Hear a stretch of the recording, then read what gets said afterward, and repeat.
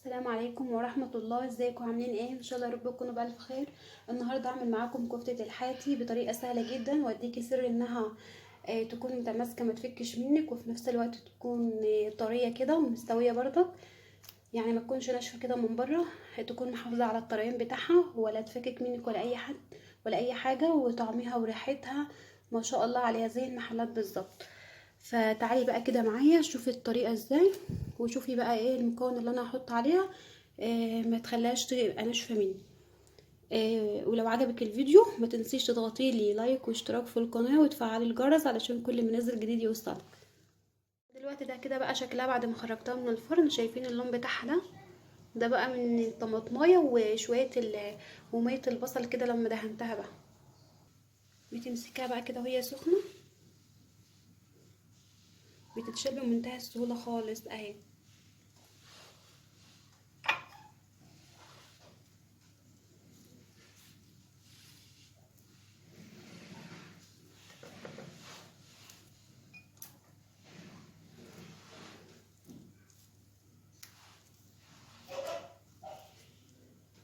لو ما طلعتش معاكي من جهه بتقومي رايحه جايه محركه البتاعه كده، بس تطلعها تنزلها كده فوق مره فوق مره تحت وخلاص كده. شايفين شايفين طريقه ازاي؟ مش ناشفه خالص ولا اي حاجه اهي، وقلبها مستوي زي الفل اهي.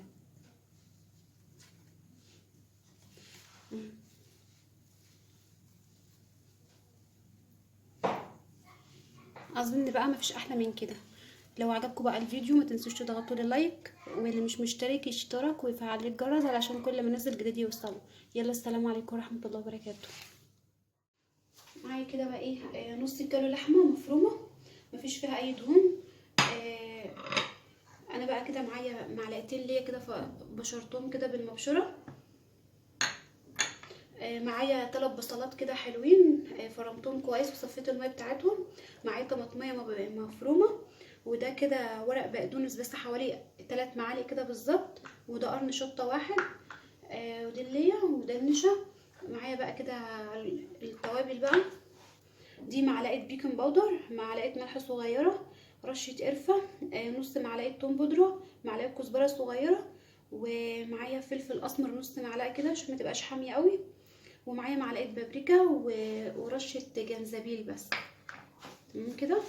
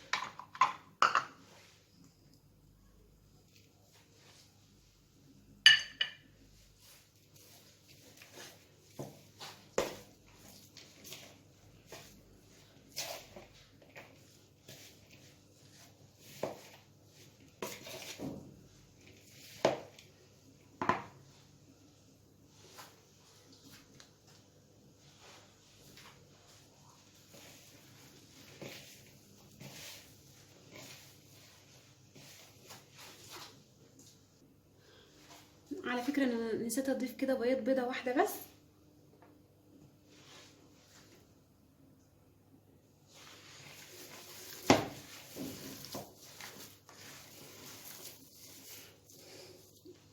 ده كده بقى بعد ما عجنتها انا هسيبها كده في التلاجة شويه ترتاح، وبعد كده هصبحها.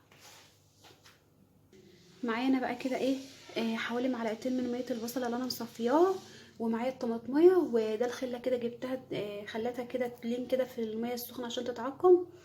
وهجيب بقى الكفته اصبحها معاكم.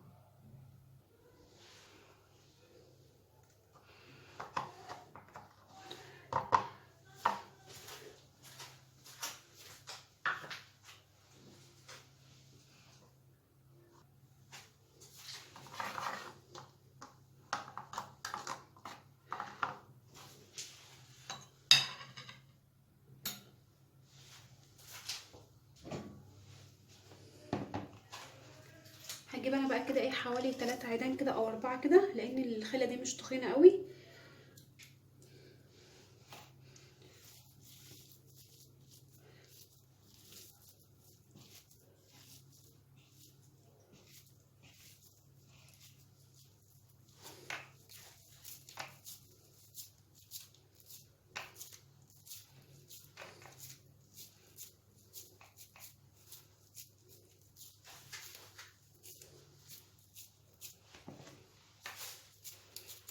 لازم انا اثبتها كويس كده على الخله.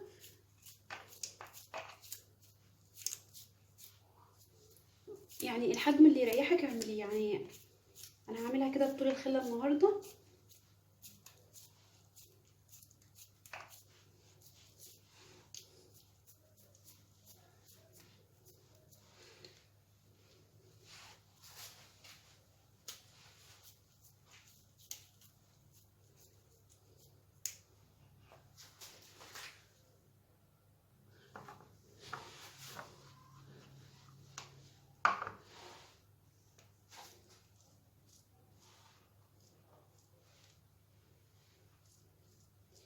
الطريقه دي بقى كده بتخليها طريه جدا، ما بتنشفش منك خالص في الزيت، ما بتنشفش قصدي في بعد ما تتعمل يعني.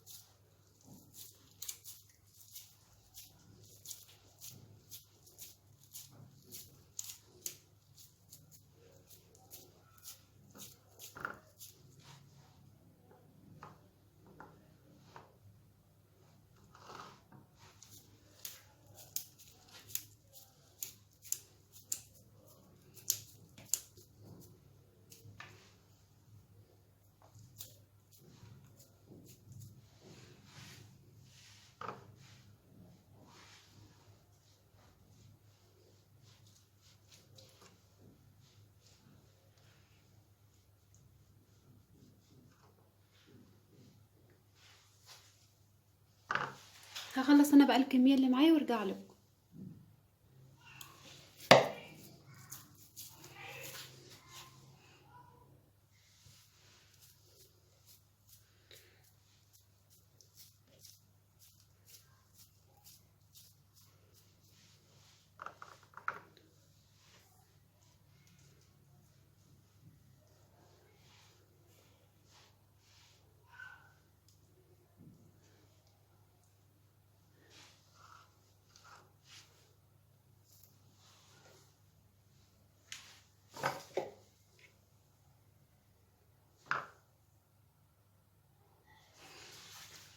ده بقى كده بعد ما عملت الكميه اهيت نص كيلو، اداني كميه ما شاء الله كبيره اهيت.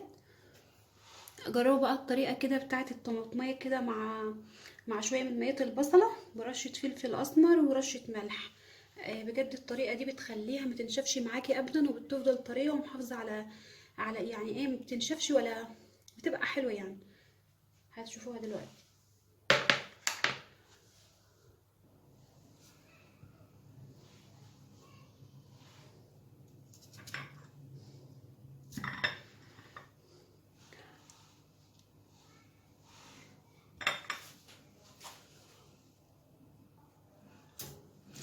معايا بقى كده السيوخ بتاعت اللي هي الشوايه دي، دهنتها كده زيت. انا مش هفتحها، انا هحطوها عليها كده، مانيش هحطهم في قلبها.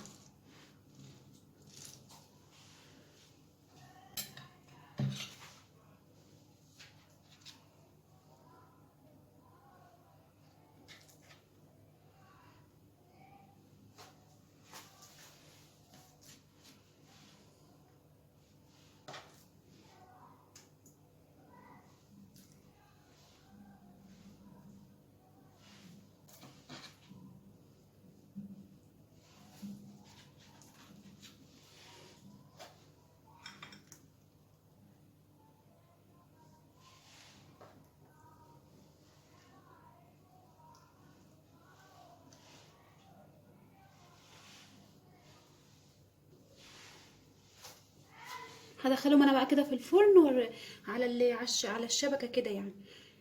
هحطهم على نار متوسطه، وبعد كده بقى ايه، يعني كل شويه هبص عليهم يعني عشان ما انا عايزاهم ان هم ياخدوا السوا بتاعهم المظبوط، ما ياخدوش بس اللي هو اللون الخارجي. فانا هسيبها كده على نار هاديه لحد ما تستوي كده براحتها. انا هحطهم كده، هحط تحت دي كده صينيه وفي قلبها حوالي كوبايتين ميه مغليين كده، علشان تخليها ايه البخار بتاعها بيسويها، بتبقى جميله جدا.